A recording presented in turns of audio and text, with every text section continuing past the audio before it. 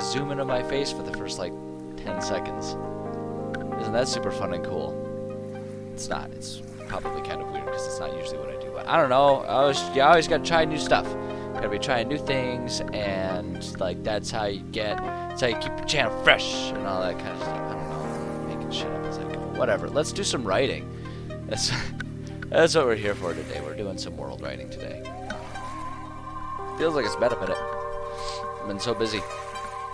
I've been busy. I missed it on Monday. But yeah, we're gonna do some writing today. Definitely today. Probably this Friday as well. We'll do some writing. But it's good. I like keeping with this project. I think a lot of people have fun with this project when I'm working on it. So we got that going. We got this going on. Yeah, we'll have to see. Also, schedule may or may not be changing in the next couple weeks and months and stuff like that. They're forever waffling over what exactly our work schedule and my day job is going to look like moving forward post-COVID. Some weeks it sounds like everything's going to be like super chill and smooth, and anyone can just do whatever they want for where they work and what hours they work. And then some weeks it's like, no, we have to have strict break requirements and people have to be in this office this many hours, and they give us a whole bunch of ideas but never give us any answers. So the current ebb and flow of the tide of that one is that I will have to be in the office for like a full day as opposed to being able to be in the office for partial days. And if that's the case, then obviously I won't be able to spend a lunch hour doing streams, whether that's once or twice per week.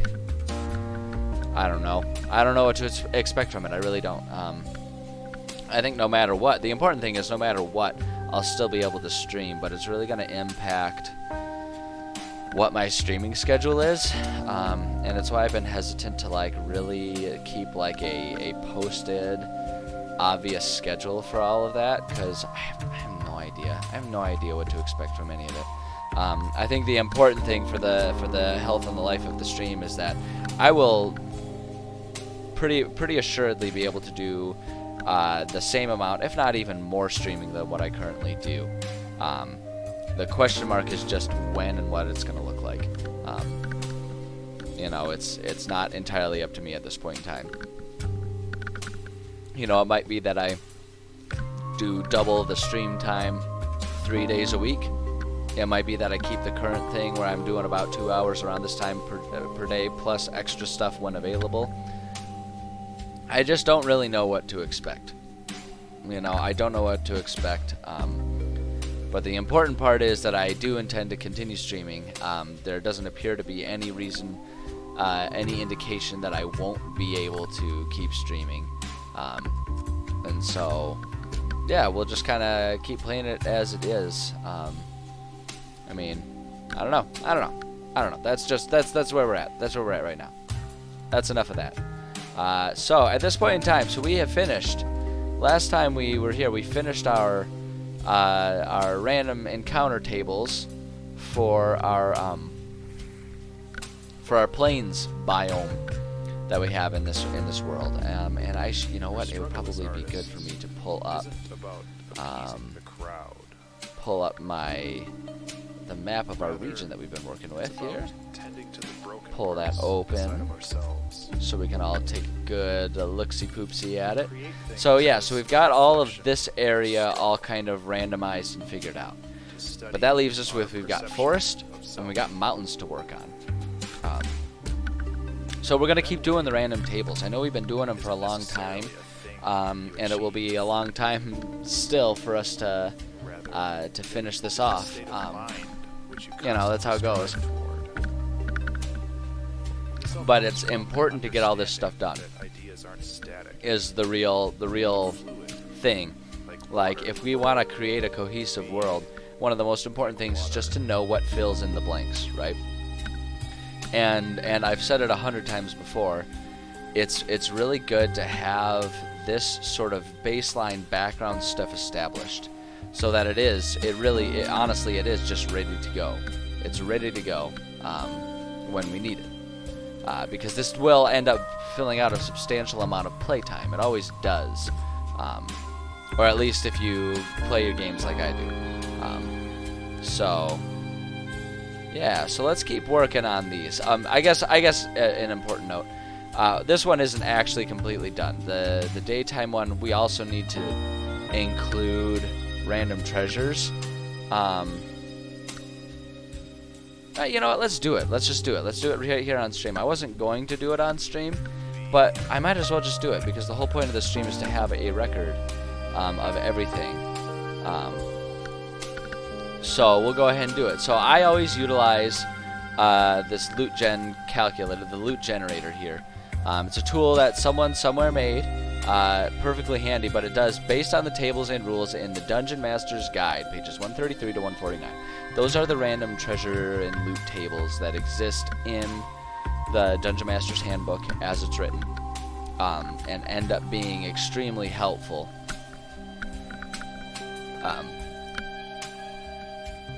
And basically what this does is it does the legwork and the randomness of that for you, so that you don't have to sit there and roll 100 dice, which is fun. Like, the thing of it is like, that's fun for one loot table, to like roll a bunch of dice for a bunch of different tables, but when you're trying to convert those tables to a different table, it's a lot of page flipping, a lot of copying and stuff like that. It's so much easier to do it here. And so it breaks it down by challenge rating. So I always do 5, like levels 1 to 5, 6 to 10, or rather matching the levels here because they've already got it broken out. They say 0 to 4, so I basically just like add 1 to it for these ones, and it just ends up being better that way. So levels 1 to 5, levels 6 to 10, 11 to 15, and then 16 and above is the way I do it, because the challenge rating doesn't exactly match up to player levels. But yeah, so that's just how I do it. You can find whatever feels like a better balance for you, you know, whatever works for you. But this is how I do it. I always do that, and we do find treasure, and we click on. I always click on hoard, because if you don't do hoard, you're gonna end up with just like 17 copper pieces. So that's like, so this is like for killing an individual monster or something like that. If you do hoard, this is how you can find like an actual treasure thing. And so I like to go ahead and keep everything pretty much as it is. And there's it's kind of a process, because I do go through the process of typing it, like copying it via typing it all in. So we're gonna go ahead and set it up this way, so that way we can just like see it all back to back, and it'll just be a bit quicker that way. But that's just how I like to do it. I think it makes more sense that way. We can even copy, and we can even do kind of the same exact system they do here. So it says 272 GP and coinage. I don't break that up at all. 272 gold pieces. And then, so this one, you can choose to do the specific gems. You can do it that way. You can write out and have it predetermined. You can just do, you know, write the number of the value of the gemstones and put them in there. I'm going to elect to do it that way rather than predetermining the specific gemstones, just for the sake of saving a little bit of time, and plus that'll give us a fun random table to use in the middle of gameplay. That's fun. But then for the magic items, I will copy those, the ones that they put in there. I'll put those explicitly in there as a bulleted list, so that way they're there. I don't have to think about the value of them, whether or not like they're appropriate or anything like that, because they're just random items that are there. So we've got that many, much gold, 8x, oops, not 88, just 8x, 50 GP gemstones. All right. And then our magic items. So we've got, so there's potion of healing. So 2 potion of healings. Potion of healing. We've got a spell scroll first level, or roll or see all first levels. I like to just roll, just so it's there. predetermined makes it easier. It's not necessarily because I think it has to be one thing or another, or that there's anything wrong with random generating it there. It's just, you know, you want to keep the random stuff down as much as you can. And, you know, for this one, just kind of having it predetermined is nice and easy. The stones are a little different because they're largely inconsequential unless you guys are really getting down into the minutia, the nitty-gritty. And as much as I love detail, that gets a little deep for me as well. So we're just gonna leave it at that. But yeah, so we got that, the potion, the healing potions, spell, scroll, and then we'll do that. We'll do sleep, and then potion of climb.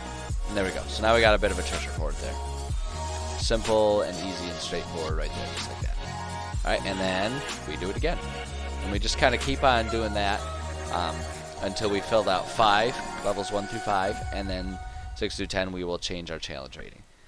So, for this one we have 71 GP, let's see here, 8, 10 GP, no, I don't want multiple P's there, 10 GP, gemstones, and then we can look at our things here. So we've got a potion of greater healing,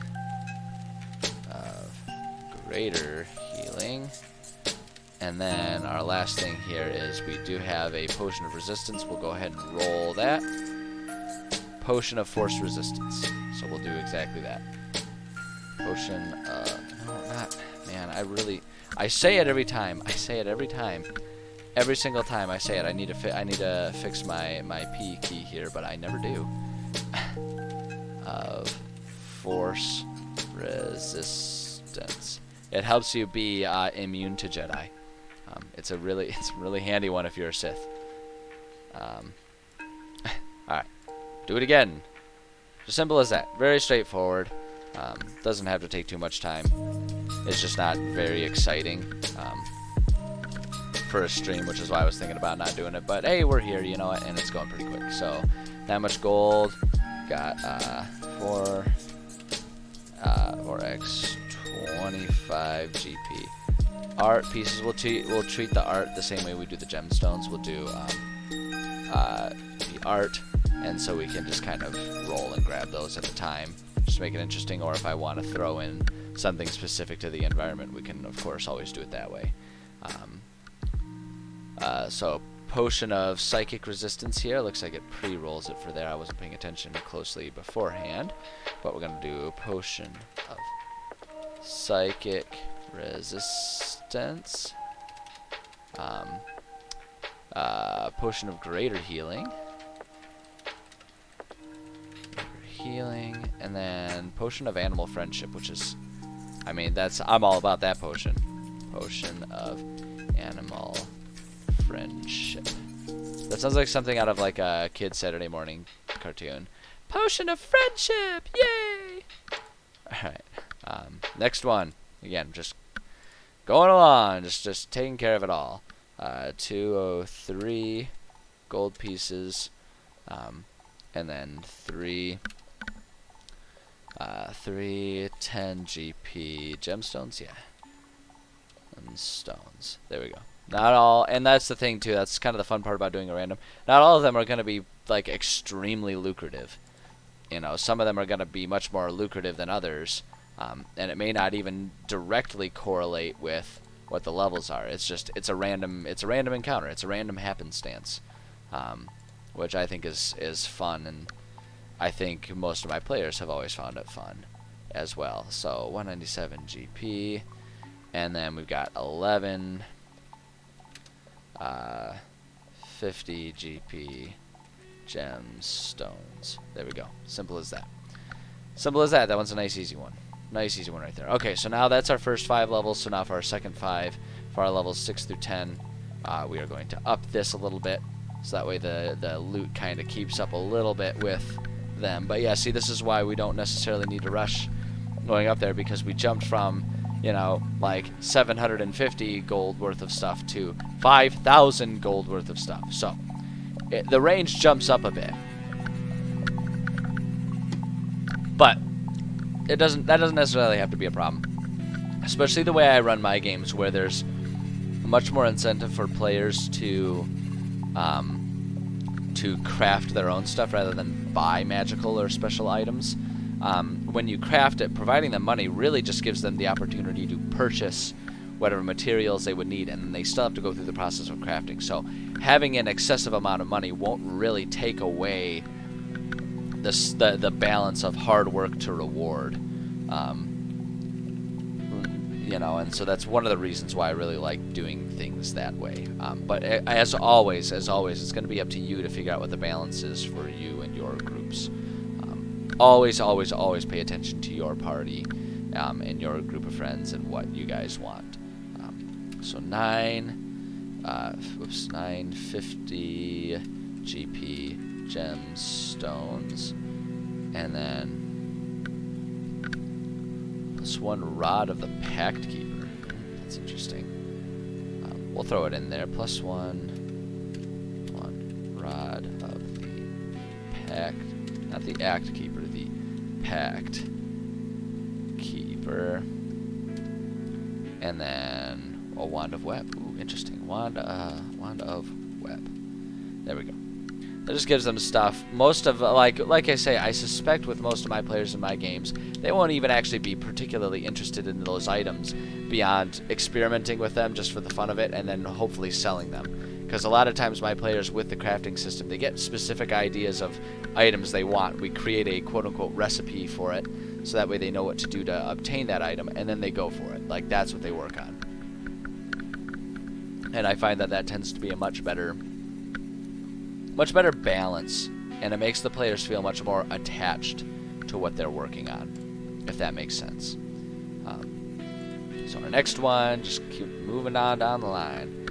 3509 gold pieces. Yeah, so now we got some real fancy gemstones here. Art objects, excuse me. 250 GP. Art. Barret. Alright, and then magic item. Potion of superior healing. Ooh. Potion of superior healing. There we go. Easy peasy. Next table. 4610. Here, bullet point it. 4610. Gold. Oh, no. We need to keep our bullet there. 250 GP art. Wand of magic detection. Ooh, that's an interesting one. Wand of magic detection. And then a potion of greater healing. Greater healing. Yeah. Bullet point that one. Roll another set of loot. Here we go. 4004 gold. 950 9x50 GP gemstones, just like that, and then two potions of healing. Where's it? Potion of healing. There we go. And then that's all we need for that one. And then now for our last one here. Our very last one. One more. Ooh, that's a lot of gemstones. Alright. 3106 gold.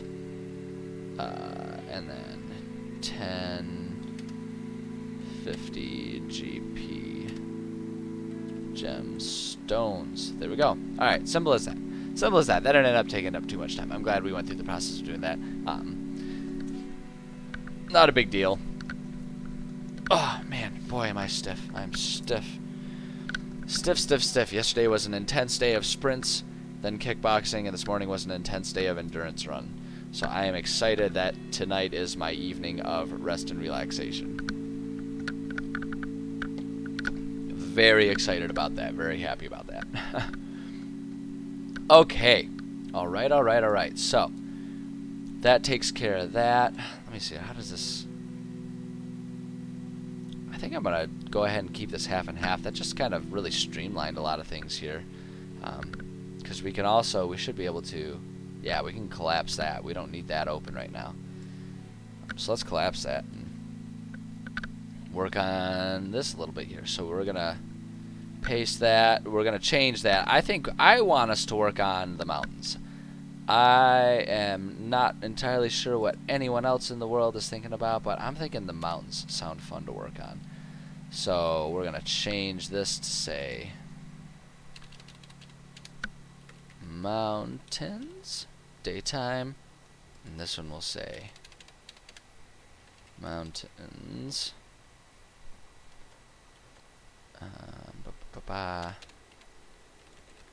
mountains, nighttime.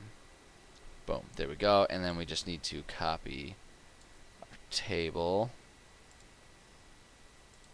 So let's... No, oh my gosh, I hate when it does this. Sometimes, for some reason, sometimes it just will not copy it the way I need them to copy it. There we go. That got it there. And then we're going to, like I sometimes do, just go ahead and paste the next one there so that way we have our template in place. I don't have to go back to my template sheet and copy it from there. It's just a little bit quicker that way. So the first thing we need to do now is we need to start going through. We actually don't even need this up.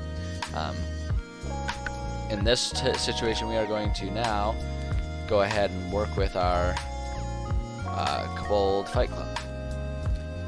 This is what we want to use here. This is our resource for finding just random encounters. We can set the players in the level, so we're going to start with our level 1s.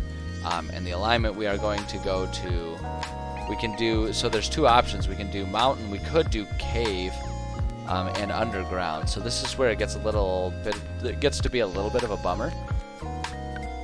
Because it would be, like a lot of these, it would be fun if we could do multiple. But it does not let us check multiple at a time. So I'm going to stick with mountain. We're going to start with that, see what that offers us, and then we can adjust as we go. So let's go ahead and do a random easy and see what we get here. Hawk Lizard, yeah, so see these are already immediately, looking at this, these are all going to be mountain surface. Which isn't the worst thing. Yeah, see, so these are all going to be outside. Let's try it, let's just experiment here and see what we have. Orc, Fairy Dragon, Bandit Captain. So this is immediately giving me pause and making me think about how I want to do this. Whoops. My coaster is doing that fun thing where it suction cups to the bottom of a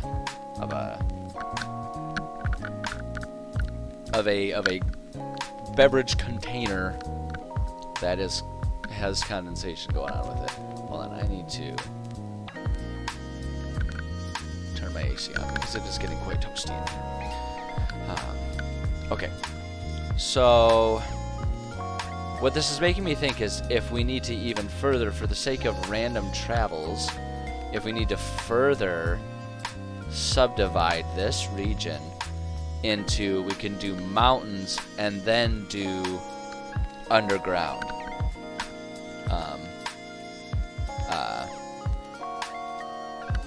So, I mean, obviously that adds a lot more work to the process. Hey, Prince John, how's it going? How's it going, buddy? I'm sitting here hemming and hawing. I just kind of stumbled across a thought with writing this region. We're working on our random tables for all of our different biomes here. We finished up plains, and we're diving into the mountains here, and I'm giving myself pause because it's occurring to me that the surface of mountains is a different environment than the mountainous caves and Underdark and all that stuff. So, though it adds a lot of work, I'm thinking it would be a better thematic option to do an extra set of tables, have the mountains, and then have the Underdark. you know, or do a caves, Underdark, whatever you want to call it. They're kind of synonymous. I know Underdark has a bit more ethereal musings to it, but let's be real here. They're kind of the same. So yeah, I think it's the type of situation that I feel like it would be worth the added effort. Though it adds time to the project, if we want to do it right, I think it's worth it, because my intent is to have things to do both on the mountain surface and underneath in sort of the abandoned and overrun dwarven cities and stuff. So I think it's going to be worth the effort. I think it's going to be worth the effort, and I would like to do that, even if it means we use each set of tables less often too. Like, it's more work for less use, but if it creates a more cohesive story, for me, that's the important part. Let's see here. Yeah, absolutely, absolutely. You know, like you're saying here, the mountains are much better set up for like a specific, you know, like you're saying, an ambush or a trap or something like that, where you have creatures. And for me too, when I think about mountains, I think much more like I much more associate with a mountain surface, like a mountain pass. When you're going over the surface and you're climbing the cliff sides and stuff, it's much more like beast and monstrosity type of stuff. Maybe not even so much monstrosity, but just much more like beast oriented type things. Because it's like just creatures that are much more adept at living on the mountains, whereas underneath is when you have much more humanoid, and then really actually you can have monstrosity type stuff there, but it's much more humanoid underneath, because it's like that's what the humanoid types of creatures would do to make the mountains hospitable, is they would find caves and carve out underground systems, because that would give them their flat surface, that would give them their protection from the elements. That's what they would choose. Whereas monsters would be much more inclined to just make do with the surface landscape as it is. So that's kind of what my thing is too. Is they're just very fundamentally different creatures. Added to that, I've been thinking about what type of stuff I want to exist in here. And I would like to utilize in this region, because this is turning into a region that has so many different things going on here, I kind of want to lean into that a little bit and have the mountains incorporate both giant and Duergar cities. And the giants are going to be much more inclined to live amongst the mountains on the surface, whereas the Duergar obviously are going to be underground. So I'm thinking if we do that, that gives us an excuse, a real good solid excuse to have both sets of tables, because we're really creating a fourth biome that way. So I think that's what I want to do with this. I think that's what I want to do. So let's go ahead, because I have already gone through the painstaking effort of labeling these as mountains, let's do the mountain surface. Because I've already put so much work into it. So I think that's what I want to do. I think that's what I want to do. And that'll be pleasing to me. This pleases me. Because obviously that's the most important part, to make sure I'm the one who's happy. Everyone else can suck rocks. Alright, so yeah, let's just go about making our random encounters here. So I'm inclined to avoid the scorpions, honestly, in here. That just doesn't feel like, they might associate that as like a mountainous thing, but to me that just doesn't, that feels like a much more desert thing. Like if it's going to be in a mountain, it's much more of like a desert canyon type of situation. And I'm thinking this is, given the environment here and with the proximity of the forest, I'm thinking much more of like a more cold, misty mountains type of effect here. Rather than, you know, Grand Canyon type of feel here. So I think I want to avoid those. Giant rats aren't terrible. You could come across a colony of giant rats. Like, why wouldn't they? Giant rats are like, they're like the cockroaches of D&D. They're everywhere, and you just can't get rid of them. So I think we'll go ahead and lean into that one a little bit. Let's take out all these scorpions here. And so this is meant to be an easy combat. So 3 giant rats. Well, let's do 3 times giant rat and call it good. Okay, so our next easy one, we need 3 more easies. Bandits wouldn't be the worst idea. Thematically, I feel like they would fit. It's just in terms of the biome. That said, thinking about the world that I've established here and the fact that this is meant to be a very inhospitable world to humanoids and whatnot, I'm thinking just like having an overabundance of roving bandits really would kind of take away from that feel that we've established. Same with kobolds, since I add kobolds, I associate them with more of that like enlightened humanoid group that is much more commonly found in the cities. Kobolds are definitely like an underclass race within this D&D world, but they're largely accepted in the cities, and so they kind of fit more in that realm. And I mostly do that so that way it's easy for players who want to do something really wacky and use like a kobold or whatever. They can sort of have an excuse for why their character would be there. Swarm of insects. That's an excellent one. Beans. Well, that's okay. We need our mediums too. So because we got 4 mediums, 4 easies, 3 mediums, 2 difficults, and 1 deadly. So we'll just make that our first medium. Why not? 2x. I love using the swarms because it's such a diversion from what players usually expect regarding D&D encounters. So kobolds and goblins are the newbie player killers everywhere, always underestimated, and have a lot more damage than people expect. Yeah, that's not true, or not true. That's not untrue. That's a very good point. That's a very good point. They really are. Kobolds, goblins, and I would argue that gnolls kind of fit in there as well. They're like vermin the way they're treated, but by the monster manual and everything. But for me, I don't know. I think it's more fun to have them be a slightly more complex group where it's more so like they just sort of fill the role of uneducated sentient creatures, where when you are fighting them, it's not necessarily because just like kobolds are animals. It's more so like there's kobolds that are part of this gang that also has bandits and stuff around, is how I prefer to use them. I just think it makes a more colorful, diverse world for players to enjoy, and it just, like I say, it gives excuses for players to try being those races, since they are permitted by, Adventure League rules and everything. So that's how I use them. Yeah, goblins. Yeah, they're AC because they have that high AC under the excuse of they're small and scrappy and hard to hit, things like that. Yeah, you're not wrong, Internet Gamer.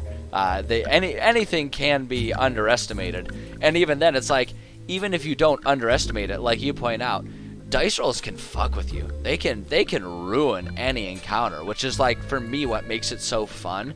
Because the reality is, you're never actually safe. Odds are in your favor after a certain point.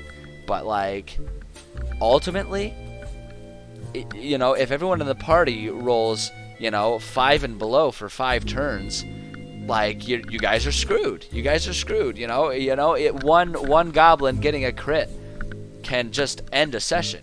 It's fun stuff. It's fun stuff. Hi, kitty. Are you gonna come be my editor today? You wanna snuggle up? Yeah, okay. My kitty is with me. She wants to snuggle, so she's gonna be my editor for the day. I know. You're a good little baby. You can see her little ear right there. What a good kitty. I know.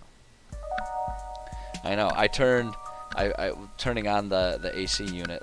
This morning my AC unit was being a butthole, and it wasn't turning on, and I was like sweating. I woke up and I was practically swimming in my bed. It was unpleasant.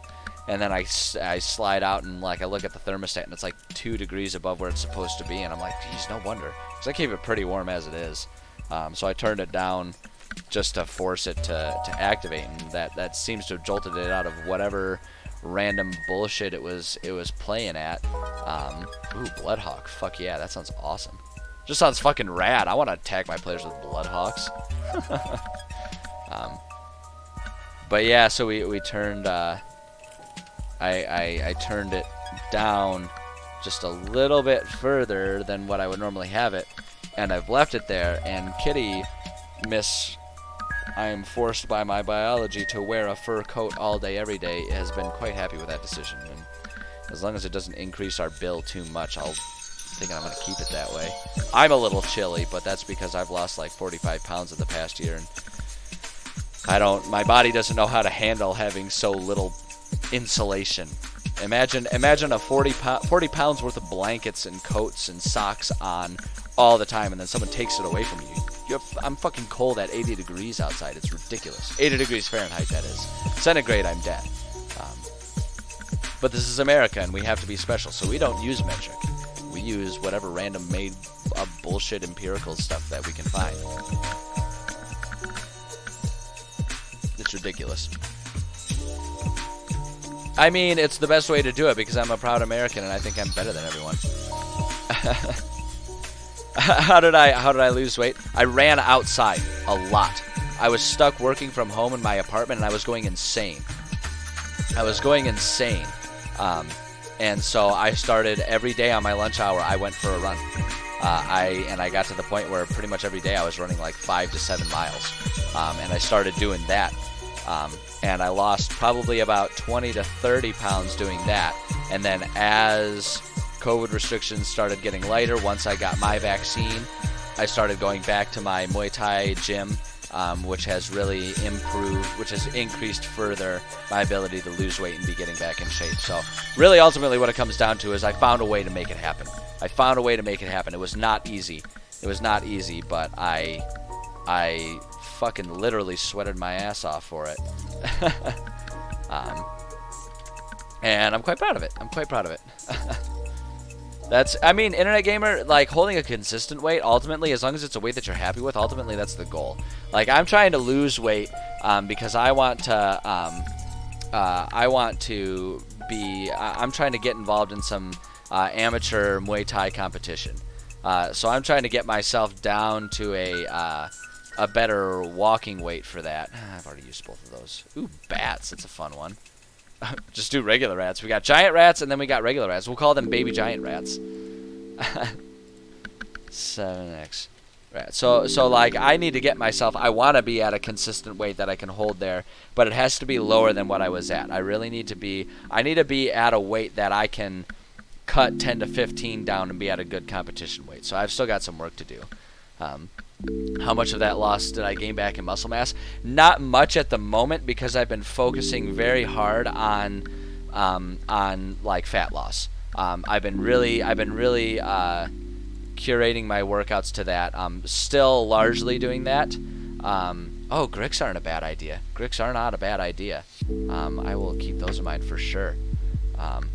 But yeah, so I haven't put much back on in terms of muscle mass. I'm going for endurance and speed right now. I'm trying to improve those with my kickboxing, and just trying to get lighter so that way I can weight cut to a competitive amount. I have started adding in some weight training 2 times a week to put a little bit on there, but I actually don't want a lot of heavy muscle mass because too much of that will slow me down. I need a certain degree of that to have power behind my shots, but if I swing too far in that direction, I'll lose a lot of speed. And at the weight classes I'll be competing at, it would be better to be quicker because most of the people I'm going to be fighting will be very skinny, lanky individuals that'll be faster, and I can have all the power in the world. If they're quick enough to dodge out of the way and then bop me in the nose, I won't be able to hold a candle to them. So I need to find the balance. So I haven't gained much of it back in weight, in muscle weight, and I'm hoping to not actually gain much at all in terms of muscle weight. I'm hoping to trade off after I get to a certain weight and then let it just sort of hold that in equilibrium is what I'm hoping to do. But it's all a process. And my ultimate goal is to be down from where I'm at right now another see you, kitty. Another like 18 pounds by the end of this calendar year is what my goal is right now. So we're still largely on fat loss. I think I can probably get there within like 3 or 4 months, and then after that it'll start being, find that equilibrium, cut a little bit more fat, and put on a little bit more muscle. But it's all a fluctuating process. especially when you're going for. No, I don't want yuan teas. Fuck yeah, just swarm them with lizards. Excellent. Um, lizard. There we go. Yeah, it's all a living process. Something that takes a lot of hard work and a lot of focus to keep with. And I'm honestly I enjoy it. I'm kind of on a diet. I have tried a lot of like the more gimmicky diets in the past, to varying degrees of success. But what I've ultimately started doing is I just do calorie restriction. You can eat whatever the hell you want as long as your calories are there. And the thing that you find is that you're incentivized if you're actually really exercising heavily like I am, because I exercise between up to 2.5 to 3 hours a day of elevated heart rate between all of my between all of the different workouts that I do, because I usually do 2-a-day workouts. Mornings are conditioning, and afternoons I do 3 days a week I do Muay Thai, and then 2 days a week I do rock climbing, just because it's fun and I love it. So with as heavily as I'm working out, I just combine that with calorie restriction. And what ends up happening is, for the sake of feeling like I have fuel in me, I have to have very nutrient-rich foods, and I like nutrient-rich, calorie-light foods. So that way I can feel like I'm actually eating enough that my body isn't physically hungry all day long. So it ends up balancing out that my diet ends up being very healthy, because that's just the smartest way for me to pack in the calories and feel fueled throughout the day. Because as long as you have the right amount of calories, you can be fueled. Or if you're doing like I'm doing with with calorie restriction, you end up using your stores. That's the important part. So it's like, in theory, and it's been tested, and you'll have other health issues, but in theory, you can eat nothing but Pringles, and as long as the calories stay below, you'll lose weight, because calories are the fuel, and if you don't provide calories, your body will take them from where it has it stored. And so there are ways to eat certain things, to eat certain things that will encourage the use of this, that, or the other fuel type within your body, which is to say, to encourage the use of fat stores as opposed to muscle stores, and that's where eating a healthy, balanced diet comes in. But yeah, ultimately, I just do calorie restriction and try to eat healthy. So like I do home-cooked meals at least 5 days a week, typically more often than that, but at least 5 times a week. And a lot of that's more of a financial decision, that I make myself do that. But in terms of time, it's hard for me to do it, so I do a lot of meal prep, and then I just eat leftovers of those home-cooked meals. But I'll do that, and then every day I make myself a pretty nutrient-rich fruit, veggie, and protein powder smoothie. That's a really good. It's a really nutrient-dense way to get a lot of good stuff that might be hard for me to otherwise find in a calorie restricted diet, just because I'm trying to like limit fats and stuff like that too. So that can be a really good way to do it. So I do that, and then about 1,000 calories worth of home cooked meal, and then based on what my calorie needs are for that day, because I fluctuate how many calories I have, so that way I can enjoy and indulge a little bit more on weekends and have a good weekend and be able to go out to eat with people and stuff like that. So that offers me a leeway, and the rest of that is just kind of filled with whatever I'm in the mood for. A lot of times I'll do cereal and stuff like that. It's not the healthiest, but at the same time, they do fortify it with a lot of vitamins, and so it ends up being a good way. So that's kind of what my current routine is, and it works. It works. I encourage people to try it, but the fact is everyone's body's going to be a little different. So it's really up to you to experiment and find things. The only thing that is consistently true is ultimately your calories are going to determine if you lose weight. How you restrict those calories will determine how healthy you are. Like I say, if you're doing a vegetarian diet or something like that, that's fine, but you still have to pay attention to calories and nutrients. You still have to do that. But that's why I elect to not do a special thing. Just because that way I'm free to eat whatever I need to eat to get my nutrients, and go from there. Let's see here. So yeah, I mean, and the other thing about it too is you just have to accept it's a lot of hard fucking work. It is not easy. It's never going to be easy for anyone. It's never going to be easy to get it done. Like, that's the thing that you just have to understand and expect and accept. If you wanna see those physical results, you have to put in the work. And that honestly, the thing is most people, I find that most people, that's the kicker for them, which I think is too bad. But most people, it's just more work than they're willing to put in. And if that's the case, so when you have your answer, and you can stop worrying about your weight and everything because you've found your answer, that's your cutoff there. You're not willing to make this, that, or the other sacrifice, and that's neither right or wrong. It's just, rest assured, that's how you're living the life that you want to live. And if you're not satisfied with that, if you're still unsatisfied, if you're like, oh, I wish I were stronger, oh, I wish I had less, body fat, oh, I wish I were a faster runner, whatever it is, if you still feel that way after not making the sacrifices, well, then there's your cue that you need to make the sacrifice, And that's just what it comes down to, and ultimately that's a very individual, personalized decision. I can't tell you whether that's right or wrong. It's 100% up to you to determine that for yourself. And that's just kind of the end of it, really. Come on, how many can we do? Yes! 10 giant fighter beetles. That's an easy battle for a party of 5 at level 2. Works for me.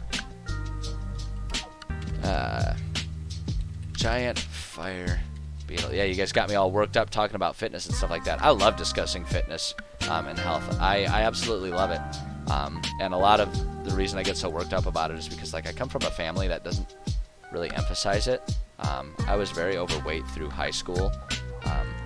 It wasn't really until college when I found Muay Thai kickboxing that I really got into fitness.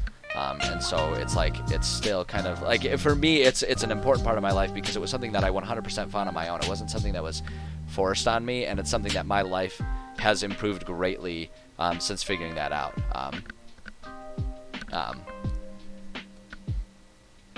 Yeah, exactly. Internet gamer. It's a dedication thing. It's 100% about dedication, and because none of it is ever going to happen overnight. It just isn't. It's gonna take. It does take commitment over a long period of time. Like I say, people hear that.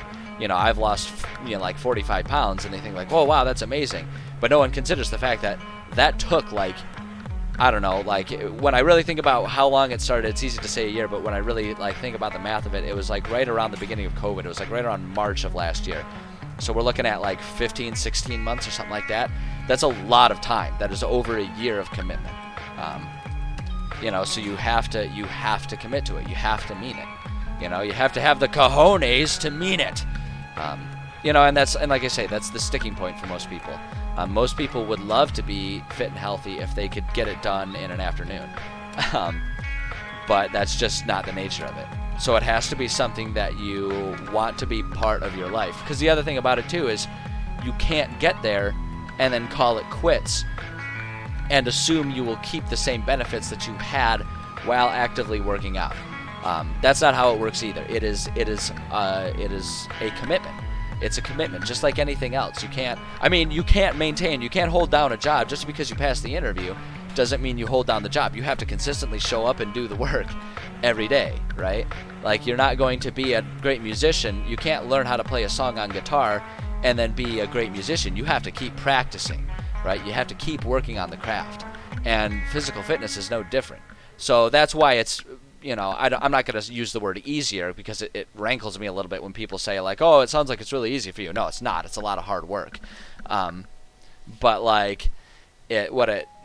for me, I love Muay Thai. I want to compete. I want to be a kickboxer. At least I want to be an amateur kickboxer, and ultimately it's because I want to teach. I want to teach other kids because kickboxing pulled me out of a lot of bad places in my life, and I want to provide that for other people. Ooh, giant wolf spider. That's a good one. I want to help people with that. So this is a lifelong dedication for me. This isn't I'm doing it because I want to have abs. I'm doing it because I want to participate in a hobby that requires consistent effort for me to keep up with it. So that makes it, like I say, I don't want to use the word easier. Like, it doesn't make it easier for me to do it, but it makes it easier for me to make the decision to make those sacrifices. An exercise where you sit on the couch and lose weight. John, what you're describing there is exercising self-restraint on your diet. That's your exercise right there. Just calorie restrict. Like, seriously. There are all kinds of calculators out there that if you just flat out say, I don't exercise, they'll tell you, based on your height and your weight, generally speaking, what your daily calorie load should be. Just be prepared. It's going to say something along the lines of 1,200 calories a day, which is about the same as like a single Big Mac. So it's like, if that's not enough food for you in the day, either start exercising or find healthier foods. But that's like I say, that's your exercise there. Your exercise is self-restraint, is willpower. And that's just, or you accept what your current physical state is, learn to be comfortable with that, and rest assured knowing that you're living the life you want to live. Like, there's nothing wrong with choosing that life, as long as that's the life that you want. But if you're not okay with that, then there's your cue that it's time to make some sacrifices. That's just what it comes down to. Let's see here. Muscle memory. Yeah, I mean, you're not wrong, Internet Gamer. Like, if you have the muscle memory for something, it's easier to pick it back up. You're not wrong. But the point is that if you get really fit and have an attractive body for a photo shoot and then ignore it for 5 years, your body's not going to look the same. It's just not. It's just not going to look the same unless you put that same effort in. You might bounce back faster from it, sure. But there's the exact answer. You're getting back to it. You're getting the dedication, right? You have that lifelong dedication, even if you took a break, right? You have to get back to it. For me, I'm in the best shape that I've been in the past 5-10 years working on my career because, COVID actually afforded me the time to be able to go for a run on my lunch break because I was working from home. I didn't have to be at the office. I didn't have to look, the part of a businessman. So that made it a bit easier. Giant striders. I need to remember what the giant striders look like and see if they seem appropriate for what I'm going for in this mountainous thing. So that they're aware of what they're doing and they're making conscious So yes, there is a certain degree of muscle memory. Like, if I take a break from... Fine, we'll just search it, piece of crap. Yeah, I'm on board with the giant striders being there. That seems fair. I could see those living at the foothills of the mountains. I'm going with it. I'm going to go with it. But yeah, so like if I were to take a year off of Muay Thai, which actually I did because of career and where I was living, I'm actually getting back into Muay Thai for the first time in like 4 or 5 years. I've been spending the past 6 months getting back to it because I finally moved to a city where it has a gym. And then COVID shut it down, so it prolonged it for another year. But that story aside. So it's like, yes, there's a lot of muscle memory, and it's easier for me to pick it back up. But I was not the same fighter. That first day back, I was not the same fighter as I was 5 years ago when I had been training all through 4.5 years of undergrad. So, yes and no. Okay, great. Now let's but even then, like I say, the thing is getting back to it. That's your dedication. That's your lifelong dedication. That right there is just saying it. You need to keep putting in the effort to maintain whatever gains you get. I mean, for most things in life, there's a certain amount of truth behind. If you don't use it, you lose it. Use it or lose it, in a sense. And that's just it. That's what it always comes down to people. It's like ultimately there's no easy way. There are ways that are easier for each individual to make the decision to pursue it. You might not be into Muay Thai like I am, but maybe you're into, soccer, football, wherever your locale is. Maybe that's what you're into. And you want to be able to be fit enough to participate in, a local recreational league. That's your motivation, right? And so if that's what you're really into, that's what's going to make it easier for you to make the decision to do that. And that's just a very personal thing to have to decide. But that's just it. You have to make the decision to commit to it. You can't. You're just not gonna. You're not gonna wish yourself to results. You have to do it, and that's the one thing where I do kind of rankle a little bit when people are like, "Oh, well, it's like I get this one a lot from my family. from my sister particularly, where she's like, oh, well, it's so easy for guys to lose weight. It's like, do you see how much effort I put into this? It's not easy. It's not easy in any way, shape, or form. It takes dedication. There are some metabolic differences that might make it so that the things that I do have better efficacy for me than it would for a woman. They have to change. They have to, just biologically, they have to pursue fitness in different ways oftentimes. That's true. But to say it's easy, no, it's not easy. It takes daily dedication. I get up at 4 a.m. every single morning, so that way I can, at 5 a.m., go to the gym and run for an hour. You know, like, that's what I do now. I do that 5 days a week. Including on Saturdays. So it's like, it's not an easy thing. It's not easy in any way, shape, or form. You have to make the commitment. You absolutely have to make the commitment. I don't know, and I could stand on this soapbox all day, so you guys better find a different topic for me. Otherwise you're gonna hear the same old story, because I'm really passionate about it. You know, I think the thing of it is too. A part of the reason I get so passionate about it is I think people are capable of more than they realize. I think any one of you guys in the chat could be just as physically successful as I am, if you had faith in yourself. I think people are, that's just it. I think people are capable of more than they give themselves credit for. I think any individual could show the resiliency beyond what they believe themselves capable of, if they would just, be willing to make that commitment. And the case in point is at my Muay Thai gym, kickboxing. We're talking about like full contact, people get knocked out, kickboxing. There's a guy in my gym with cerebral palsy, and he fucking kicks ass, man. Like, he consistently leaves bruises on me. Like, he's made me see stars. The guy can punch like a truck, and he's quick, and he's doing that with a literal disability that he has to fight against, right? And he gets it done, right? And so it's like, so for me, that's why I get so fiery and passionate about it, because it's like, if your roadblock is that you don't want to, that's fine. That's 100% fine. But don't pretend it's anything different, Like, I think anyone is capable of making those sacrifices. They just have to commit to it. I think anyone could come to my gym and be as successful as me, even more successful than me, because it isn't about having natural aptitude. No one shows up and is an amazing, kickboxer. People have natural affinities for different things. Giant centipedes. I love the giant centipedes. I love that idea of like players walking through the mountains and suddenly just like centipedes crawling over and attacking them.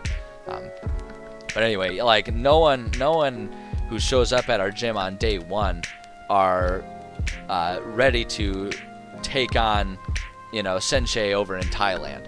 Like, the people that are successful aren't magically better than the rest of us. The people that are successful show up, and that's it. Like, they show up, well, not that's it. They show up and they put in the work. And that's all it takes. Like, that dedication to put in the work. And that's why, why I get passionate about this, and why I always encourage people to find something that you're passionate about and then make the sacrifices necessary.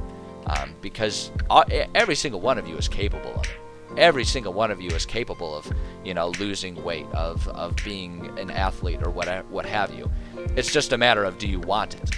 And again, I'm not going to sit here and tell you it's wrong for you to not want it. You don't have to want anything that I do out of life. I encourage you to find whatever you're passionate about. But if I hear people saying like, oh, I'm just not able to do it, it's like, bullshit. You're perfectly capable of doing it. Don't beat yourself down like that. You are 100% capable of whatever you want to do, so long as you make the commitment. And I think it's like, I don't think it's born of any sort of inherent character flaw. I don't think it's like a villainous thing. I don't think it's an inadequacy thing. I think it's a self-doubt thing. And the reason I say that is because that is 100% the reason why I was overweight and unhappy in high school. I had so much self-doubt. I didn't think I was capable of stuff. And then I found something that I found martial arts, which for me was motivating enough for me to say, I don't care if I'm bad at it, I want to get good at it. And boy howdy, here I am. I'm considered one of the I'm considered one of the more experienced individuals at my gym, you know, and I'm finding the success. I'm losing this weight because I'm just committing to it. So it's like any single person is capable of it. You just have to give yourself the credit and believe that you're capable of it, because the truth is you are. And I'll keep finding different ways to say like I say, I'll say the same point all day long here, because it's so true. It's so true. You know, people need to give themselves credit. People need to stop believing that they're incapable of things and start believing that they're capable of things. 6 giant goats. Can you imagine just going through a hike in the hills, and suddenly 6 giant goats just show up and like give you that look like you entered the wrong neighborhood, motherfucker? Can you imagine? God, that'd be terrifying. Good lord. Good lord. Yeah. Oh, we need one more heart. So what else should we talk about? I don't know. I feel like I've stood on this soapbox so long that it's like bowing on it's bowing on the planks that hold it together. I can keep talking about different aspects of fitness and training if that's what people are interested in, but I don't know. I don't want to bore everyone with the same exact conversation all day long. Bugbear wouldn't be too bad. Giant spider. Do we have giant spiders? We don't have giant spiders, at least not as a hard one. We can do that. We can do that. I'm going to just take 3 giant spiders.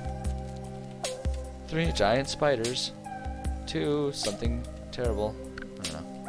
I didn't think that bit through. I just kind of went with it. And about a deadly encounter.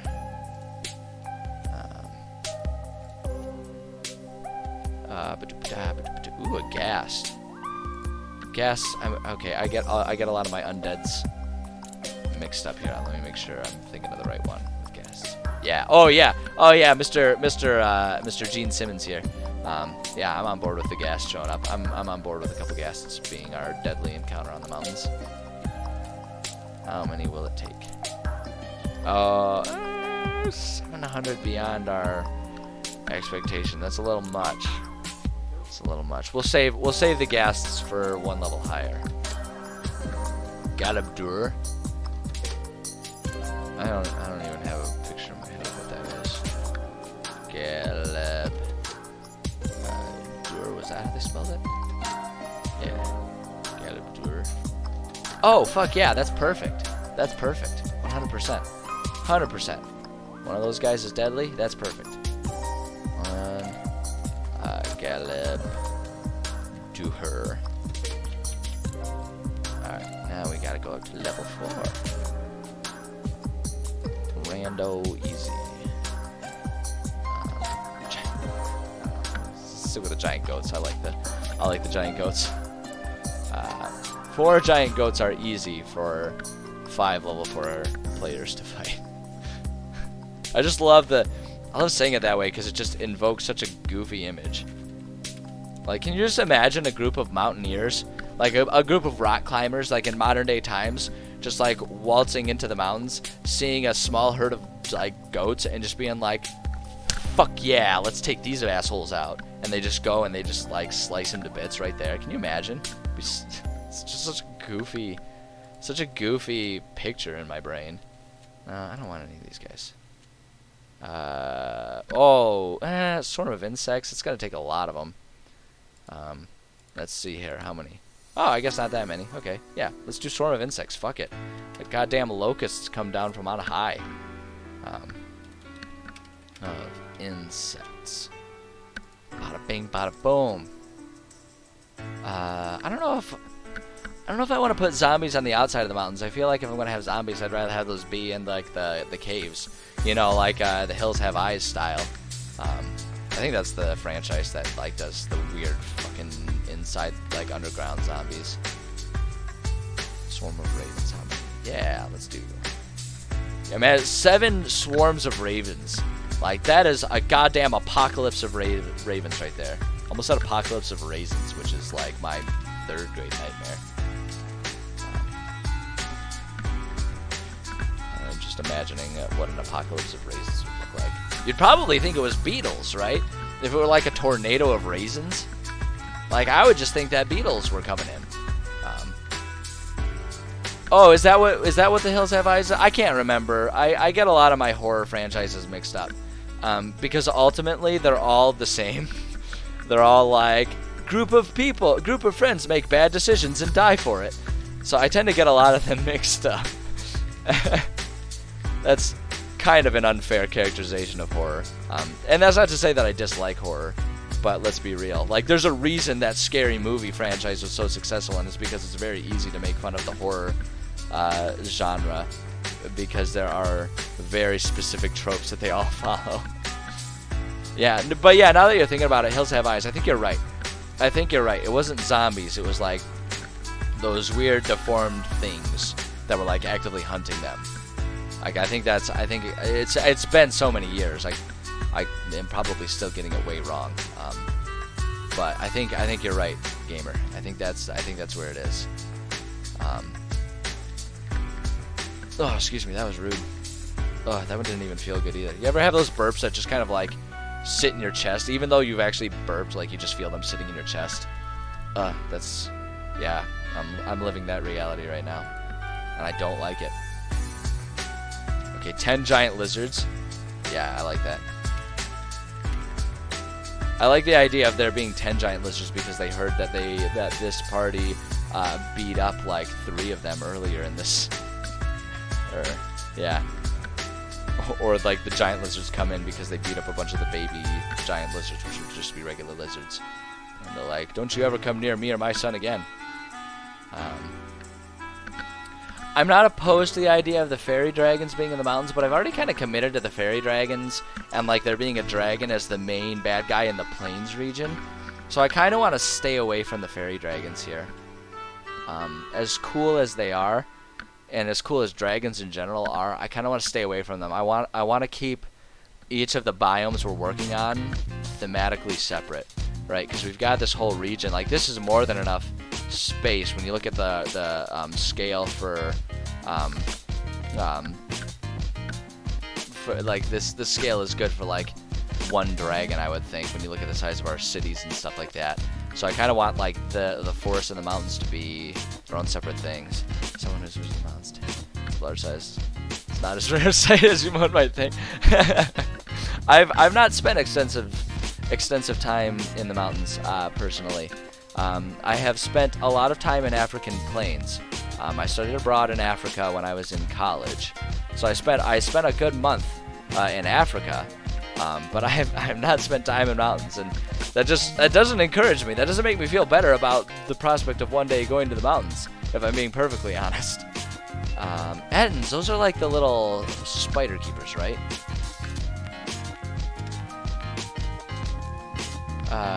Oh, no. What am I thinking of then?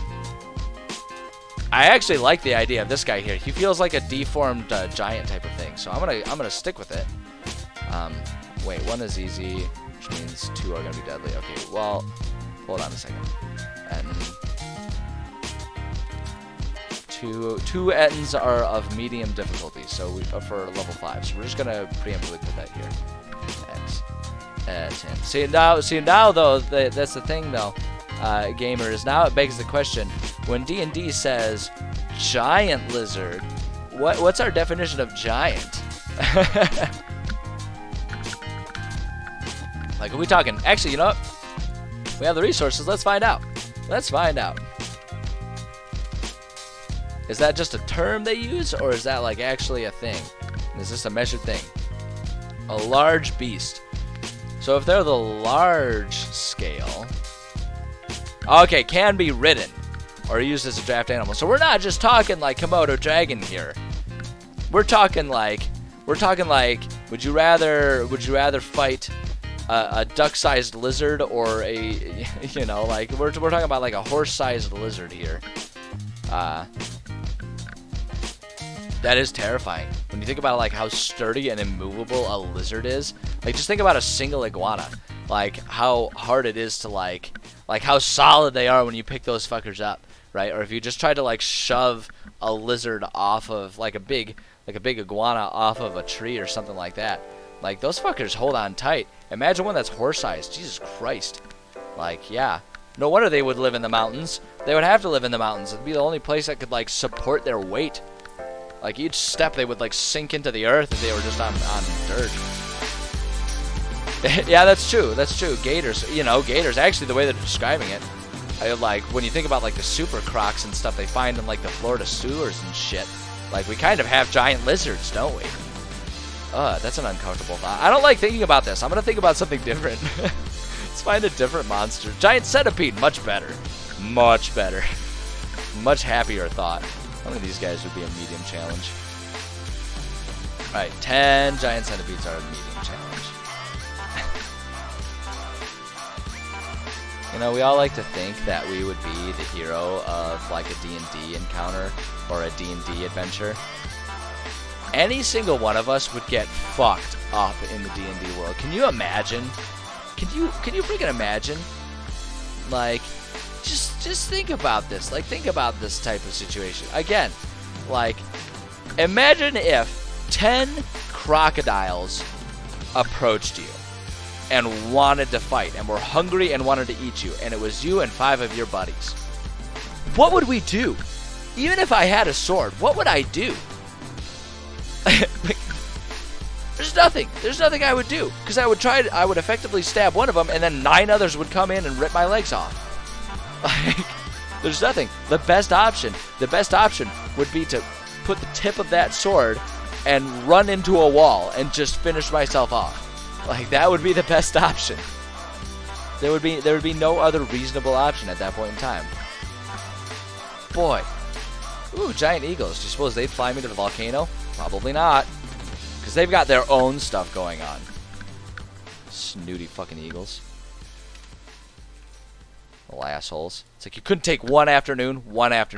Fuck you. Fuck you. Frodo deserves better than you guys. Actually, no. Frodo's a little bitch. Samwise deserves better. I don't want to offer you that hot take, which isn't much of a hot take. I think most people are kind of on board with that. At least insofar as we can accept the joke. Samwise is the hero there. 5 giant spiders are a hard battle. 5 giant spitters. Spiders.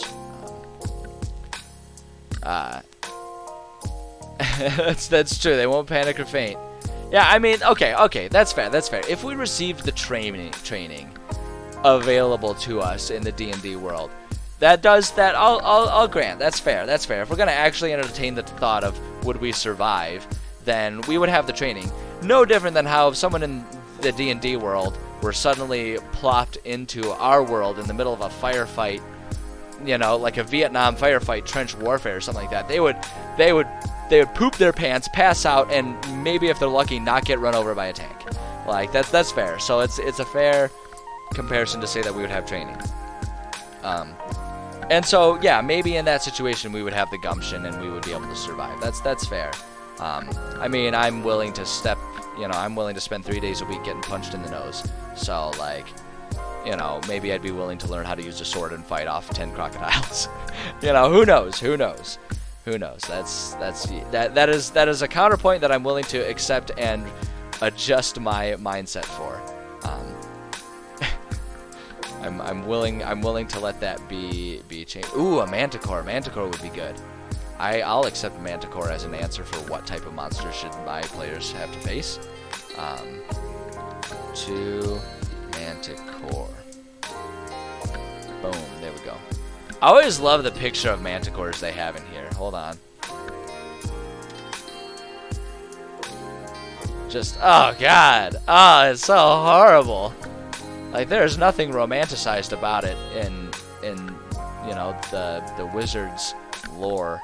Wizards of the Coast lore. They didn't, like, they could have gone like full Sphinx with it, you know what I mean? Like, they really had the opportunity to give it the Sphinx aesthetic. You know, it's not exactly a Sphinx, but you get what the fuck I'm saying. Like, they could have prettied it up, but they didn't. Like, look at that fucker. He's got, like, rows of teeth and shit, and he's showing them off. He's got, like, fucking goddamn porcupine quills coming out of his mane. Like, God, they give him everything. Like, everything about him is pointy. And what's more, he's got a big fat fucking grandpa nose. Like, he doesn't even have a pretty nose. It's just, ugh. God, what a horrible creature. What a horrible creature. I don't regret feeding them to my players to kill. Let's see here. Yeah, fuck it. Let's do some giant eagles. Let's see. So one of the reasons that I'm kind of going through all the process of like, you know, rebuilding a lot of these encounters. This is, since we're just making a random table for random encounters that happen while they're traveling between actual dungeons and actual locations, it's much simpler to just keep it all as being one type of enemy, and it's just like a swarm or a herd of them, which is, you know, helps inform exactly what creatures I choose in a lot of situations. But it just makes it easier to build an encounter on the fly, to just have all of one type of enemy and have them take their turn as a group. It just makes it easier and streamlines the process a bit more. So just in case anyone's wondering, I know I explained that a lot, so if you've been here before, sorry for the repeats, but if there's anyone new watching live or watching the VODs in the future, this is fun. Like, it's like in the present, I'm talking to the future. Anyone who's watching the VOD, you know, just so that way people understand what it is that I'm doing here.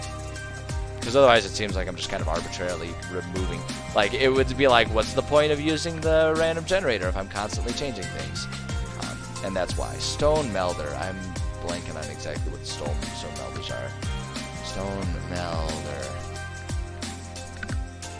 It's a humanoid. That's what I thought. I couldn't remember if the Stone Melder was like one of those things where they give a goofy name that sounds like a person's job, but they give it to a monster. But so a large number of factors don't need to account for, such as personality, fight or flight response, level of training, occupation, background, etc.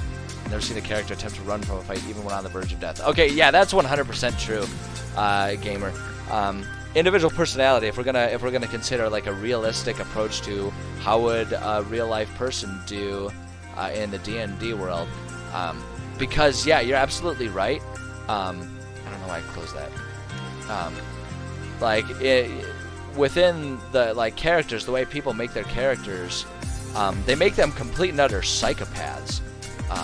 They're insane. They're insane. They go into any situation. Does this seem appropriate? A ghoul here. Just trying to think of the aesthetic here. I mean, I could like flavor. I could flavor ghouls to be appropriate for the mountains. Like, they're just like, because especially since in my world there tends to be a lot of like magical radiation, quote unquote, like radiation as if it were like an atom bomb but with magic. Like, I could see that as just being like there was a mountain village that kind of impacted, and now they're ghouls. So we can start throwing some ghouls there. I guess I'm okay with that, just for the sake of having creatures. But yeah, no, you're not wrong. You're not wrong. In realistically speaking, an individual's temperament would make a big difference, and I suppose that's kind of filtered for. Yes, exactly, gamer. Like a natural wild magic phenomena, and that's actually, if we scroll up here, we have, as part of our random encounter tables, our random event tables during traveling, it's possible for players to just sort of hit regions of this magical radiation and have weird shit happen to them. And it's something that I kind of, truth be told, like chicken or the egg situation, whether or not like I created a world to incorporate that, or I incorporated that because of the world that I built. Kind of one and the same, but it's just because I really like fucking with my players. Because players tend to be, whether they mean to or not, kind of, you know, and here's like, it's almost like a segue from what we were talking about beforehand. Players tend to, Stalker is not too far off the mark. Stalker is a good comparison. The other comparison that I use a lot for is the anime Attack on Titan, just in terms of you have protected cities, and then outside of those cities, it's just like, it's all completely wild and dangerous and horrible, and most people don't ever bother. Most people don't ever bother with it. You know, so it's like, so yeah, that's kind of the world that I'm working on, that I'm working within. And yeah, and it's just, I love fucking with players, because players tend to, whether they mean to or not, they tend to metagame quite a bit, just in terms of like, oh, I'm getting low on spells, I should probably take a long rest, you know, and so players will set up camp every time they take like 3 or 4 HP's worth of death. So I love having the magical things in there, so that I can be like, it's just magic, like, you know, you're in a world of magic, so magically speaking, you have this handicap that you have to deal with now. Like, no, you can't just sleep it off, like, you have to find magical means or wait 4 days for it to go off, so what are you gonna do? You know, like, I like to do stuff like that, just so that way they can't just cheeseball their way through and always be at full health every single time they encounter something. You know, I like to make it so that they have to actually consider trade-offs. Like, oh, you're either going to have to rest for a long time, which is going to change the nature of your mission, possibly force you to fail it, or you're going to have to learn how to live with this and find a way of going on with, you know, even with this handicap. So, real estate agent, high-level rogue.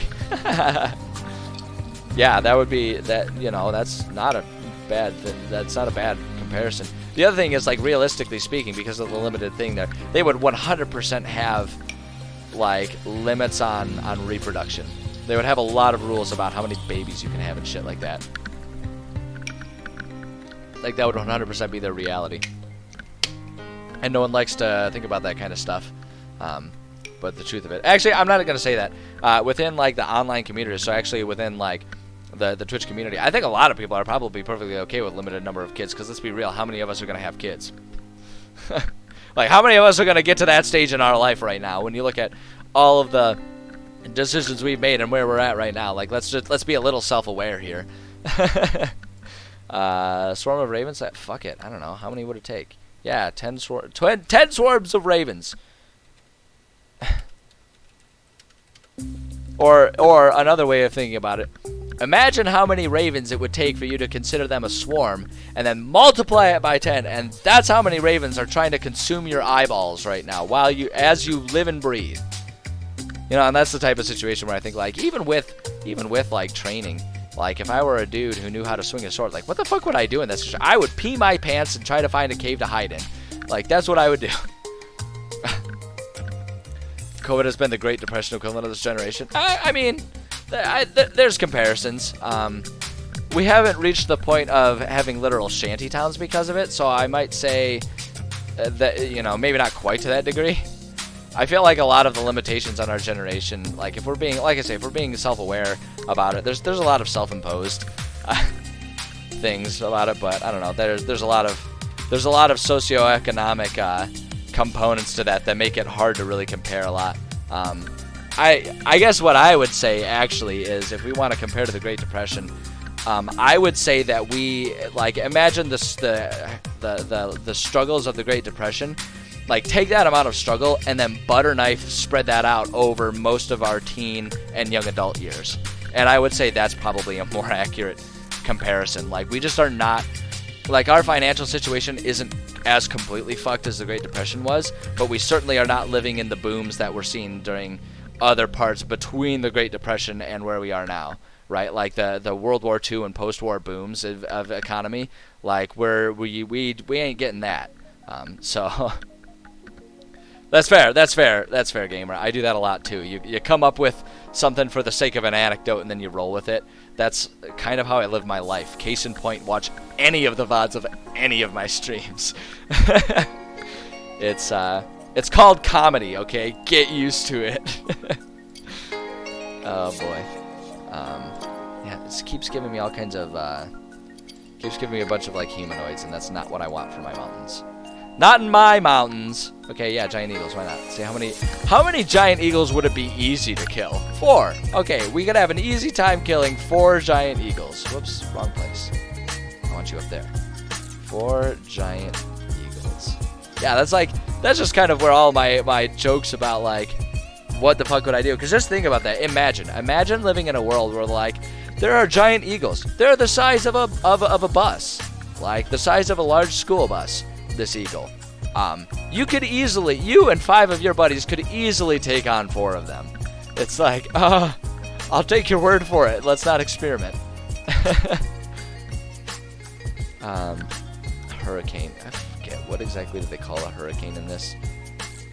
Is it like a literal hurricane? Oh yeah, it's a humanoid spellcaster. It's a title for someone. That's right. Giant spitters, always a good one. Always a good option for any stage of any location. Out of the blue, bring out something and find funny, just roll with it for several. Yeah, absolutely. Like I say, like, that's, if you want to go with hyperbole based humor, that's one of the best things you can do. Just, like, fucking find something absurd and stick with it. Beat that horse until it's well beyond dead, and then beat it a little more. A Pegasus? Aw. I feel like that would be a fun one just because knowing my players, they'd be like, I don't want to kill a Pegasus. That sounds like bad luck. That sounds like very Harry Potter-esque bad luck. You'll have a curse, life. If you kill what was it, a unicorn? Is that the one? Kill a unicorn and drink its blood? You'll have a half-life, a cursed life. Is that Friends that said that? Fuck, I'm betraying how many times I read those books as a kid. Revenant. So what? You'll be a guy who can survive a bear attack. That's a funny joke right there. Giant eagles. Yeah, why not? More giant eagles. 8 of them. That's a hard battle. It's easy. You and 5 of your friends could easily take out 4 giant eagles. But if there's 8 of them, that's hard to do. You can still do it, but that's hard. That's a hard thing to accomplish right there. Fuck it, whatever. Thing is, I can have a lot of repeat monsters for these because they're random encounter tables.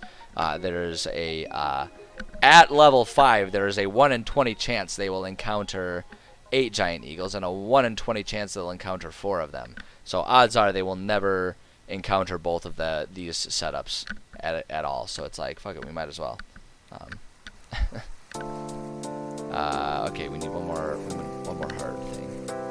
I got one more hard thing for you right here. Phase spider. Do I want to introduce the phase spiders? We've already committed to allowing giant spiders. Why not? Why not add the phase spider?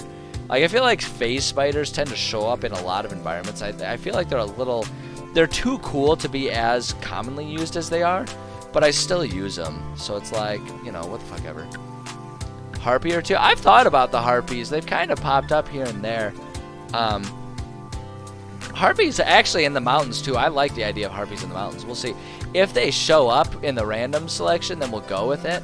But if not, then we'll go without it. Good morning there, Chow Mein. How's it going? Haven't seen you in a little while. Glad to see you here. And I'm deadly. Stone Giant Dreamwalker. Ooh, we're getting into the giants here. I wouldn't mind. Like I say, I feel like giants on the mountain service and Duragar in the underworld of the things is like, I'm cool with that. So if we're gonna start throwing in giants, I actually wouldn't mind some random encounters with just giants that go by. Waking up really late, complete opposite of me, Chow Mein. I get up at 4 a.m. Every day. Oh, am I up to 100 followers? I haven't even paid the fuck attention. Yay!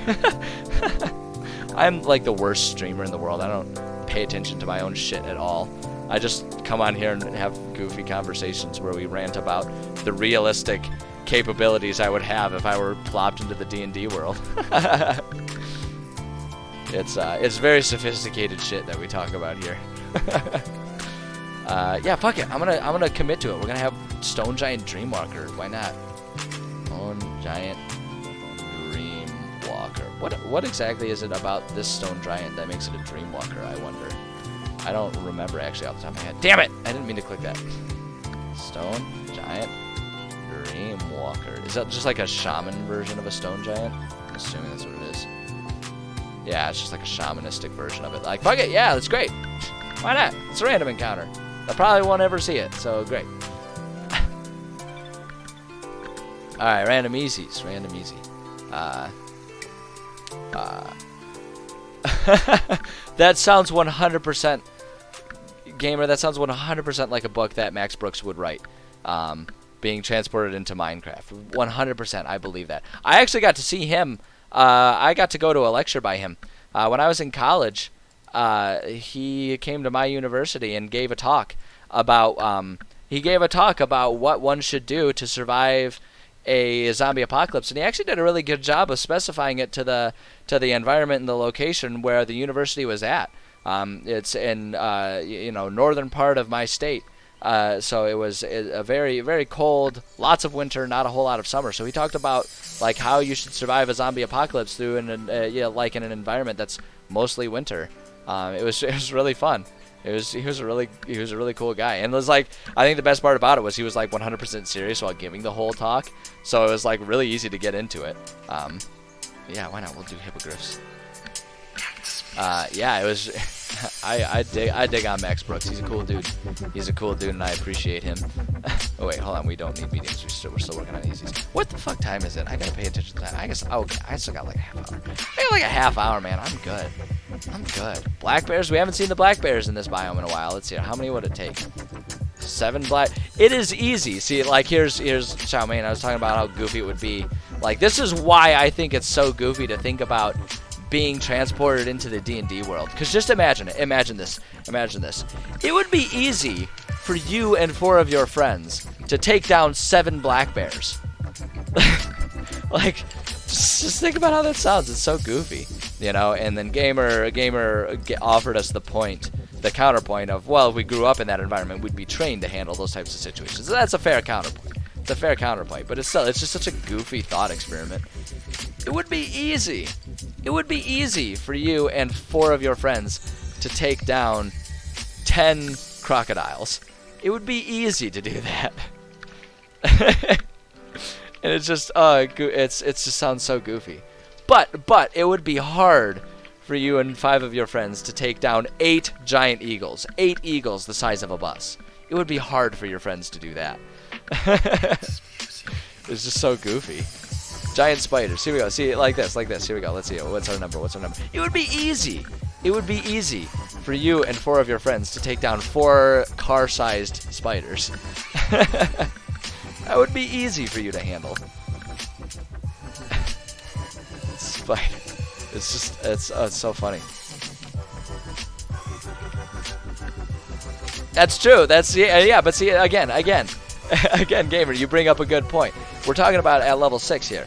So at this point in time, we're talking about me and 5 friends who have spent the past maybe year or so, you know, killing hobos on the street and collecting whatever they drop. Yeah, no, you're not wrong, Prince John. Giant spiders are deceptively dangerous. Like, you have to be more careful than you would expect when facing them. Yeah, exactly, Amber. It would be easy to take down 2 sedans. That's kind of what it feels like saying. It would be easy for you and 5 of your friends to blow up 4 cars that are trying to run you over. Oh my god. Yeah, I've had plenty of player deaths. I've had a lot of unconscious players too, like the giant spiders and stuff like that. Cause the thing about it too is you throw like a single giant spider at a group of players who have never played before. You throw that at them, so they just don't really understand. They don't really understand what D&D is, and so they don't know what to pay attention to, and they get themselves in trouble pretty quick. But yeah, here we go. So at level 6, yeah. So at level 6, still, it would be easy for you and 4 of your friends to take down 5 bus-sized eagles. Oh boy, that's so goofy. It's just so goofy. Ooh, giant striders. Yeah, let's do that. I like the striders. They're like, so like, okay, giant striders. It would be easy. Actually, we need medium. So now we're up to the medium difficulty. So it's like, it would be challenging, but possible, for you and 4 of your friends to take down 7 ostriches. Like, can you imagine? Have you ever seen an ostrich up close? Those things are terrifying. I would never try to fight one of those bad boys. Because the other thing about them, they're psychos. They're psychos. Yeah, exactly. 7 of them. It would be a challenge, but you could get it done. Is what D&D challenge ratings are saying. That's what they're saying to me. Didn't Australia lose a war to emus? You know, it's hard to say, just because I assume that Australia is constantly in a power struggle with some form of wildlife. Not that I've ever been there, I can't say, but Australian wildlife wants to kill you, and they're just waiting for the opportunity. My understanding of it is, hold on, we want mediums. Let's see here. Australia lives on different rules of wildlife than the rest of the world does. There's something quite interesting about it. Do I want to do whites? Let me just refresh my memory. What exactly does a D&D white look like? Yeah, I almost want to save the whites. I feel like they would be better for the underground in the mountains. I feel like they'd be more appropriate in the caves and stuff. That'd be more interesting. So, Ghast, though, we've already established Ghast could be there. Let's do that. Let's do the Ghasts. How many Ghasts would be? Yeah, medium. Okay, so 4 Ghasts. Oops. Ghast. It's like a snake Ghast. Throw a Hydra at them for a hard fight. I enjoy Hydras. I actually like to save Hydras for like boss fights if I can. Think about Australia's just D&D. Okay, I'm on board. Already with those first 2 sentences, gamer, I'm on board. I'm on board for this thought experiment. Let's see. They have it all. Dangerous daily encounters with wildlife that is their equal in size and things that are smaller. So we threat. Yeah, like I mean, you're not wrong. You throw in some magic, and it'll be there. So I mean, essentially, what you're saying, gamer, and I feel like I can, at least from an outside perspective, get on board with this. Basically, all they need is a nuclear fallout to make things extra weird and add the monstrosities and the quote-unquote magic to the mix. And you're not wrong. You're not wrong. That whole island there. Yeah, no, I'm on board. I'm aboard. I'm on board with that comparison. Anyone from Australia is welcome to welcome to counterpoint that if they feel it's necessary. But joke's on them. I don't think anyone that fits that bill is here right now. So, haha. You know what? Yeah, that's true. That's true. They've got guts. That's, it's getting better and better. Like it's becoming a more and more convincing. Okay, which one of you said harpies? Here they are. We're gonna throw the harpies in there. How many? It'd be pretty hard. It'd be pretty hard for you and 4 of your buddies to take down 9 flying eagle people that simultaneously want to seduce you and peck your eyes out, depending on what lore of harpy you're working with. Although I guess harpies, they don't actually really do. Oh wait, hold on.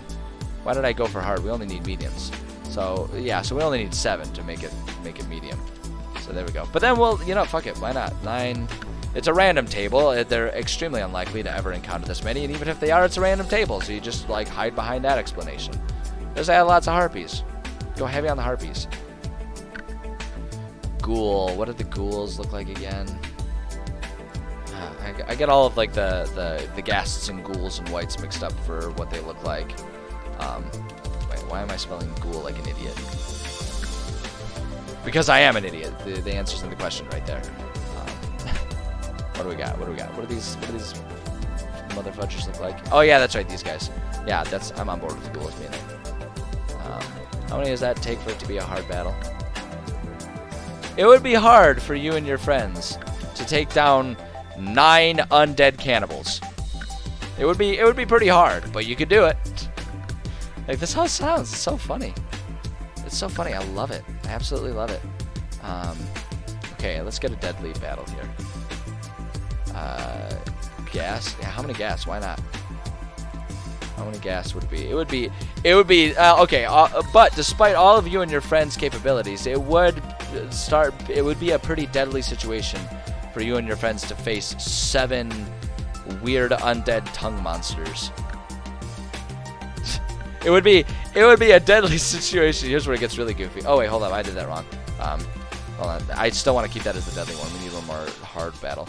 But okay, so here's what it feels like to me. It would be a deadly situation for you and your friends to have to fight 7 undead Gene Simmonses. Hey, fanboy. We are working on some random tables for the mountains and discussing how silly it sounds when you think about what the challenge ratings are for any of these. When you consider, like, if it were just you and your buds having to fight these things. That's been the thought experiment, and I've been forcing us to beat that dead horse for quite some time now because I'm still just perpetually amused by it. Hold on, we'll find one and give you an example. Okay, here we go. We'll do it with the Ettins. It would be hard. It would be hard, but still possible for you and 4 of your friends to take down 3 two-headed ogres. Like, just think about you and your friends. It would be hard, but you could get it done. Like, it sounds so silly. It sounds so silly. I love the sound of it. What time is it? Yeah, I got 15 minutes. We can get a few more done. We can get a bit more done here. Giant goats. Ooh, okay, hold on. This could be a fun one. It would be easy for you and your friends to take down 7 car-sized goats. It never gets old to me. It never gets old. It's so goofy. I love D&D. It's just like, because like that's the thing. It gives us the tools we need to handle such absurd and impossible situations. Hold on, what else we got? Giant striders. Okay, yeah. So we kind of already did this one, but they cracked me up. It would be easy for you and 4 of your friends to take down 5 giant ostriches. It'd be pretty easy to do that. It'd be pretty easy. Ooh, basilisk. Do I want to throw the basilisks at them? I kind of do. I think basilisks in the mountains would be fun. You know, you could almost describe them as stumbling across a statue garden, because then players who know things and can't help but metagame will immediately be pooping their pants, and that's a fun thing. I like making my players pee themselves. It's always fun. Let's see here. Basilisk. Okay, bugbear, giant goats. We already experimented with all these things. Where else is it? Ghast. Why not? Yeah, we'll do the ghasts. 3 ghasts. It'd be easy for you and 4 of your friends to take down 3 undead Gene Simmonses. Oh boy. Random easy. I think I'm the only one who thinks it's funny to call the ghast Gene Simmons. If anyone understands what the fuck I'm talking about, then I mean, great. I don't know. Phase spider. Why not? 3 phase spiders. Spider. Spider. What other mediums we got? Quetzalcoatlus. Oh no, I don't want to use those. Pegasus. Do we already use Pegasus, right? Did I use the Pegasus? I know we were debating. Yeah, I already used Pegasus. We've established that Pegasus live in the mountains. Why not? You know, we'll take down Pegasi. 5. Yeah, it would be. Yeah, okay. 5 Pegasus. Wait, hold on. I capitalized that P. Everything is better when you've got a big P. Just saying. Stupidest fucking joke. What else? Giant eagles. There we go. Oh, yeah, I like the giant eagles. Yeah, we need 1 more medium. 8 giant eagles. And Yaggle. Okay, we're on to the hards here. Yeah, we can do the Ettins. We've already established that Ettins exist around here. Yeah, oh wait, hold on. We need it to be hard, though. Oh, yeah, 3 Ettins are hard. 3x Ettin. There we go. Ghoul. Yeah, we've established that we can use the ghouls. Mountain bandits. Yeah, so I kind of discussed this a lot. In terms of like just generalized D&D things, it makes a lot of sense for there to be mountainous groups of like humanoids and stuff. But given the nature of my world and how like we've got the magical radiation stuff going on, because it's all a post-calamity thing where most of the world was left uninhabited, other than the protected cities, and like the timeline. Whenever I use this world, because I do use this world for my games that I DM, the timeline is that they exist in the time when they're really going through the process of rebuilding and reclaiming the world. So I'm not always explicitly opposed to having like bandit groups and stuff like that. The hard part though is the more remote the environment, the less likely it is that any sort of humanoids would have established a presence there. So bandits in general aren't a bad idea, and I will use them. I'm actually thinking about including the bandits in the forests, because if we look at our map here, the forest just north of there is an actual an established pathway, an established trade route that's used by people to go from one city that's kind of over here to another city that's like more over here in terms of directions off the map. So I'm thinking we'll use bandits in that area because that's going to be a lucrative area. But around here, there's really nothing other than abandoned and overrun dwarven villages. So bandits would not have really explored out to that area. Yeah, exactly. Trade would be heavily guarded. Yeah, it would definitely be high risk for the bandits. Typically speaking, in my world, whenever there's a bandit camp, it's usually outlaws that are wanted and wanted dead or alive for crimes. So they figure they might as well go live out in the forests and everything like that, and then do what they can to try and find trades that either have trade caravans that have stragglers or did not spend much budget on guards, so that they would have an easier time pillaging that, and going for that. So that's why they're there, and it's not like they do exist, but it's not super common. But they do tend to be pretty hardened individuals, and that's just the nature of the world that I'm building.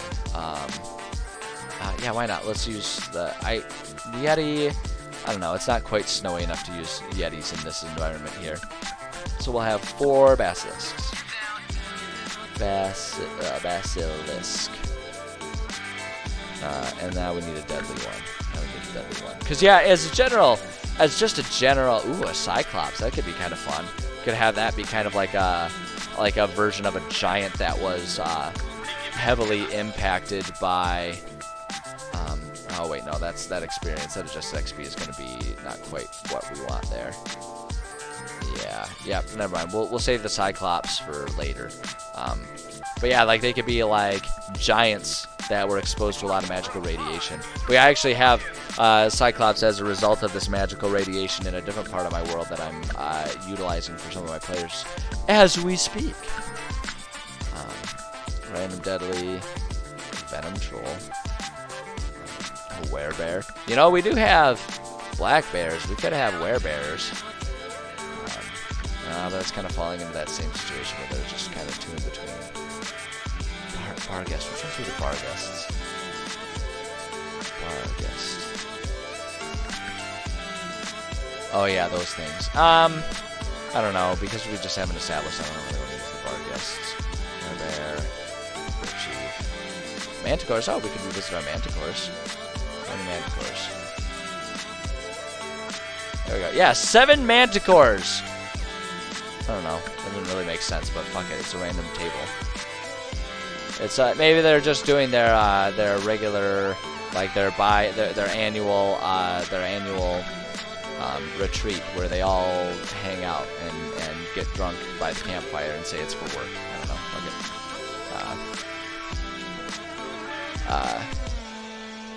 Yeah. I assume, Gamer, you're still talking about like the bandits that exist in there. Yeah, they tend to be very much as players are traveling down the road, if they're goofy enough, if they're silly enough to go out there on their own exploring and stuff like that. Like that's exactly what the target is for those bandits within this world. Are wannabe adventurers who are a little overconfident, which is really what the players are. Like that's the target. That's the target for those types of things. So yeah, I do utilize them, but probably not in the mountains. I think in the forest is going to be where I'm going to go for that. But so I'm looking at the time here, and while I do have a few more minutes before I got to get going, I'm actually thinking that this is going to be an acceptable time to call it, just because we're finished with the row, and I don't know, in my brain that makes it a good stopping point. It's pretty arbitrary, largely speaking, because it's not like I'm going to forget what I was working on next time, but damn it, it satisfies my need for conceptual symmetry here. So I'm gonna call it there. Yeah, sure thing, Chow Man. I love streaming. Thank you for stopping by, and thanks for everyone else who stopped by. You guys are fun to talk to, and it makes it really fun to do this work and stuff. And a lot of you guys have great ideas too. It's fun to brainstorm ideas with all y'all. So yeah, I appreciate every single one of you, and also to the people that watch the VODs. I appreciate all of you guys watching as well. Like, whether you're here live or after the fact, it's I don't know, it's meaningful to me that you guys are willing to stop by and are interested in what I'm doing, and hopefully I provide stuff that helps you, in this instance, figure out what you want to do for your own homebrew stuff. So rest of this week, tomorrow I'll be streaming Mass Effect around this time, and then Friday around this time we'll be doing more writing. Saturday I'm pretty free up, so we'll probably do a lot of streaming, and then I always do a lot of different like video game streams, usually at random odd times when I have time. So stay tuned for that type of stuff. Just pay attention if I'm there, or look for the VODs, whatever, man. It's all cool. I just do this because it's fun. I ain't trying to make money off of this. I just have a good time with it. So, I appreciate each and every one of you. I'm looking forward to continuing to stream for all of y'alls. And, the only other ask I always have is just do me a favor and go out there and keep being cool people to the rest of the world that you interact with. I think we live in a world where it's really easy to be jerks to each other, and a lot of people tend to take that route. But I think everything's better when we're just like cool to each other, and like we try to build each other up rather than tear each other down. So it's like, just go out there, basically just go out there and keep being cool to everyone else like y'all are cool to me. Hey Spesh, yeah, you're right at the end. You can watch the VOD though, but yep, still writing, baby. So if that's what you're into, pay attention on Friday is the next time we're gonna do the writing stream. But no, you guys are all cool people to me, and I just hope that you guys keep that energy going when you're out in the real world and with the rest of the world, because I think a lot of people could benefit. A lot of people could benefit from how cool all you peeps are. Just keep being you. That's what I'm saying. Just keep being you. I don't know. Y'all are cool. Thank you so much for stopping by. I'm definitely looking forward to the next time that I can see you guys. Maybe even later today, honestly. I've got some time off this evening. I might do some video game streaming if anyone's interested. So, but at any rate, y'all. No, you're cool, Spesh. You're cool. You're all cool. You're all cool people. No, I appreciate all you guys. And I should probably just end this before I say that I appreciate you a million times more. But it's true. It's true. I don't know. You guys are cool. I'll catch you later. Bye now.